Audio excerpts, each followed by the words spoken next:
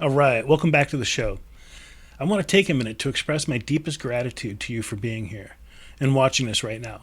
I know there's a million other things vying for your attention, so the fact that you chose to sit with me for a minute means the world to me. I appreciate this more than you know. After you finish watching this video, please let me know in the comments what you think. I'm very interested on your thoughts and your ideas on this subject and the methods for getting yourself unstuck that I'm about to share. Let me know how you've bounced back, if you have, or if you follow along and practice what I'm about to lay out. Let me know if it helps. All right. Thank you so much, and let's get started.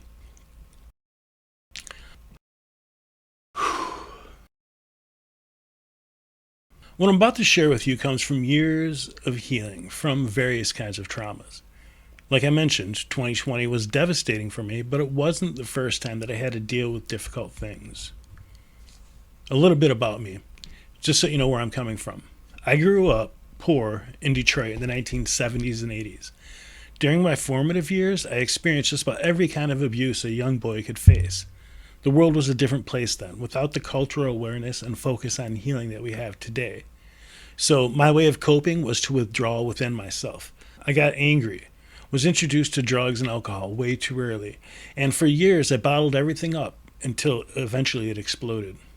By the time I was 20, I had spent almost 5 years in various lockdown facilities for troubled kids. There's so much more to my story, but I'm not trying to make this about me. I just want you to know that when I talk about working through trauma and the steps I took to heal, you have some perspective of where I'm coming from.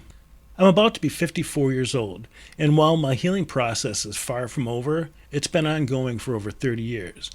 During that time, I've gone to counseling, met with therapists, been diagnosed a few different disorders, been on medication, participated in group meetings, and been involved in 12-step programs, amongst other things. This episode is the combined wisdom that I've gathered over those years. Now, quick disclaimer. I'm not a professional anything. I didn't go to school to become a therapist. I'm not even a life coach. So please, don't take what I'm about to say as professional help. And with that out of the way, let's dive in. How do we unstuck ourselves? Well, here's a few things you can do. FYI, this is going to take a bit of effort on your part. I'm going to ask you to remember some things that may be uncomfortable, maybe even a bit painful. If at any time you start to feel overwhelmed, you can just stop.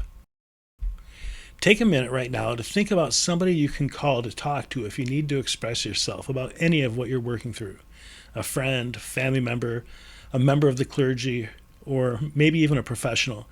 If you're having trouble thinking of someone, consider reaching out to a support group in your area. There are many, and you might be surprised at how helpful they can be. They meet both online and in person.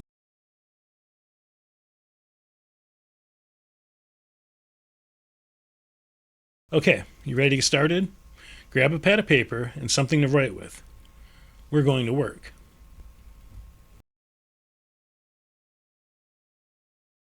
Part 1. Renunciation Ceremony. Clearing the debris. This exercise was first introduced to me in the early 2000s as part of a men's group I was involved in. It's called a Renunciation Ceremony.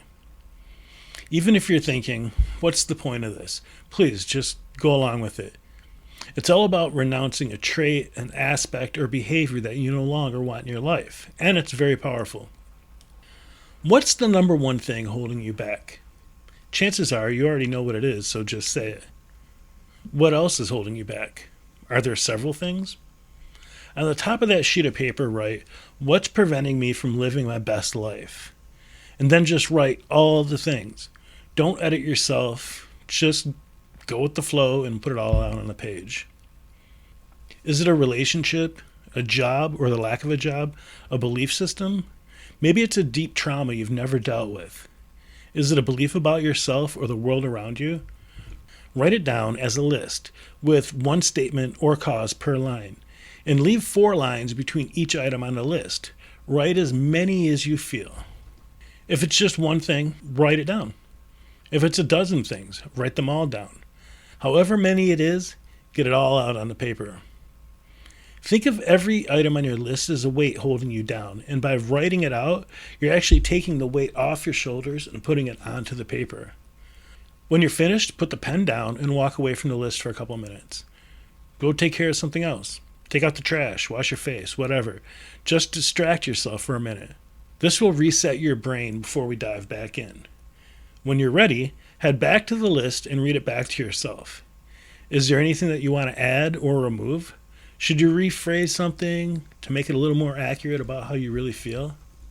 Once you're all set with your list, ask yourself these 4 questions about each item on it. Number 1, can I do anything about this, or am I powerless to change it? 2, if I can change it, what can I do about it? Number 3, what does my life look like without this affecting me? And the 4th and final question is probably the hardest.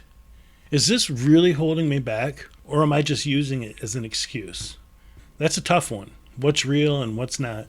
Sometimes we use excuses for so long that they become part of the myth we tell ourselves.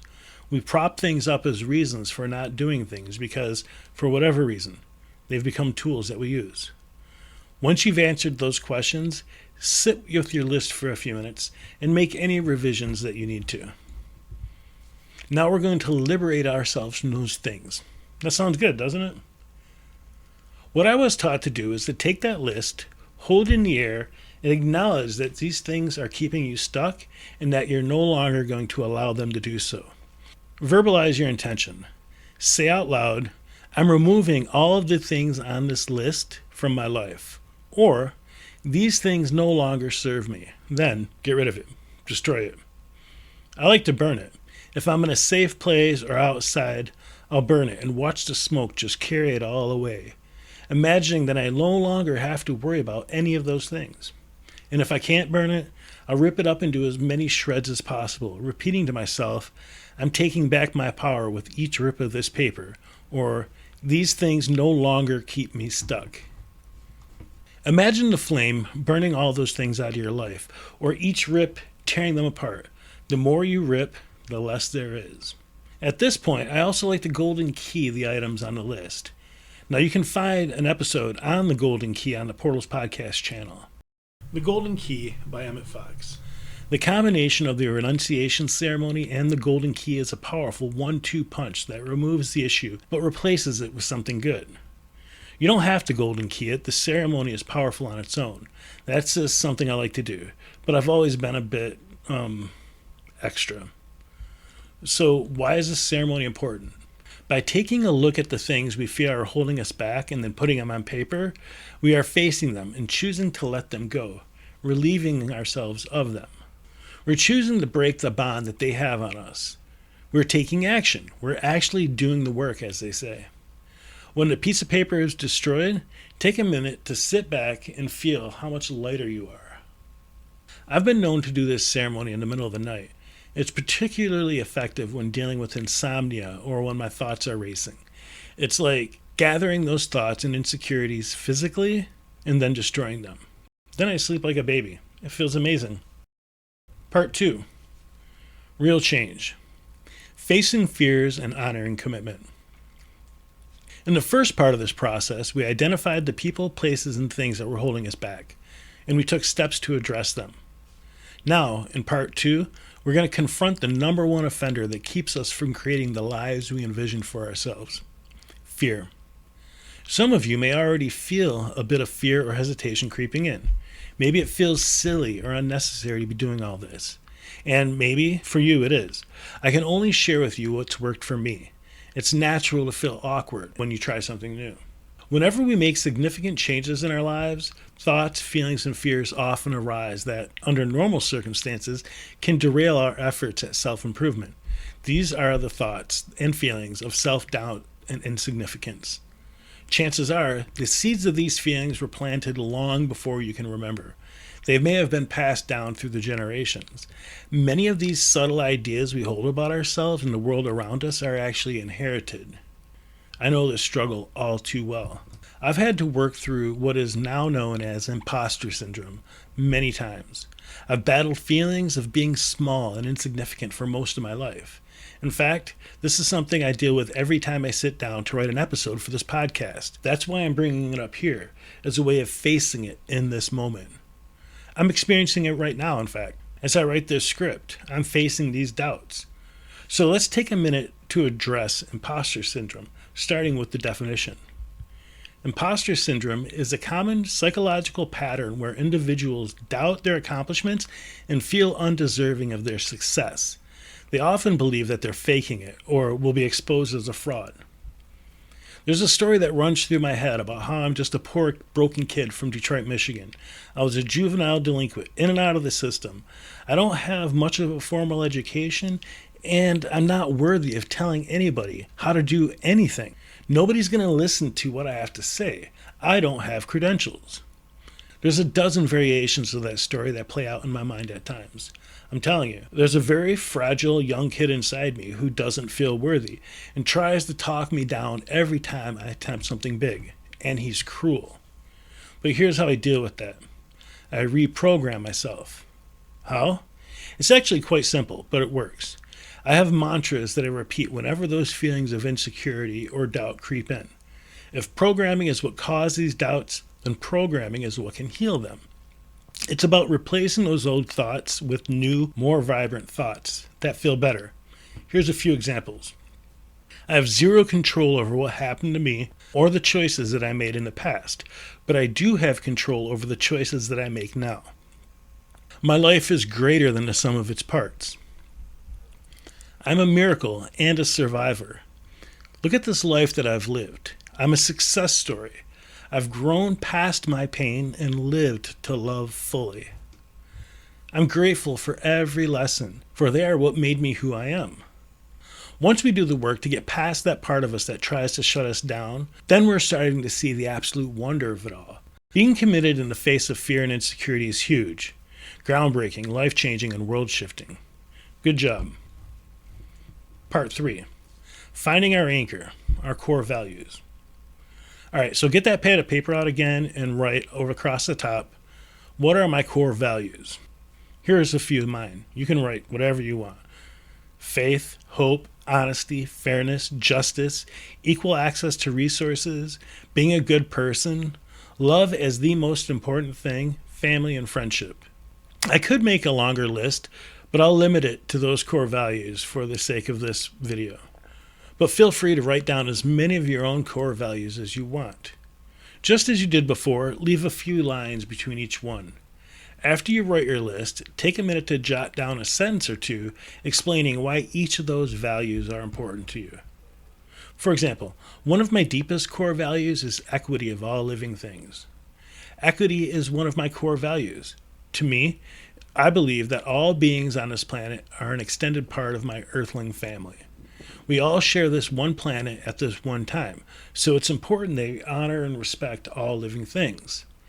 I may even go so far as to write out the definition or description of the word. You don't have to do this. Like I said, I acknowledge and accept that I'm a bit extra.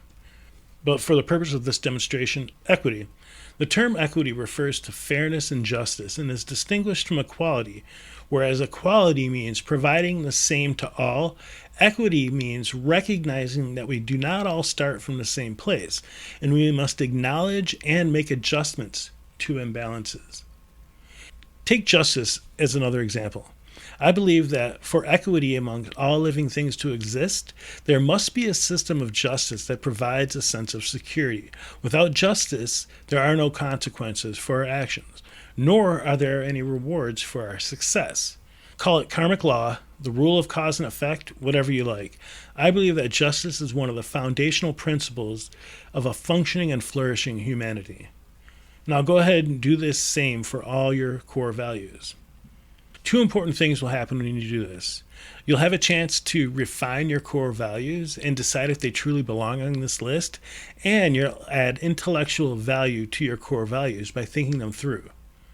Once you've created your list of core values, we can move on to the next and final part of this process of unstucking ourselves, which is creating a personal I am mission statement, or a PIMS, P-I-M-S.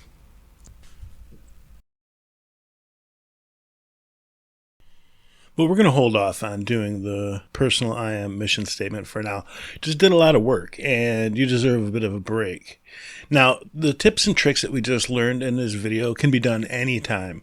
In fact, it's suggested that you do it often, a few times a year maybe. By staying on top of these topics, you'll be continuously unstucking ourselves from any situation. Thank you so much for being here. I, again, can't tell you how much I appreciate it. If you like this episode and would like to help support Portals Podcast, there's something you can do that's absolutely free. Just head over to the video, subscribe. Once you've subscribed, hit the notification bell. By hitting the notification bell every time we release a new video, you'll be one of the first to find out about it. Another thing you can do is you can head over to the Emergence Creative Space website at emergencecreative.space and head over to the marketplace. We have all kinds of t-shirts and hoodies and other swag that you can get to help spread the word of Portals Podcast and shine a light everywhere you go. There's also the Patreon page, which is awesome because there you can become a paid subscriber and get all sorts of early releases, bloopers, reels, and special episodes that YouTube will not let us publish. You can find the link to the Portals Podcast Patreon page in the comments below, or you can just go to Patreon and type in Emergence Creative Space. You won't miss it. Till next time, much love to you. God bless, and let's get inspired.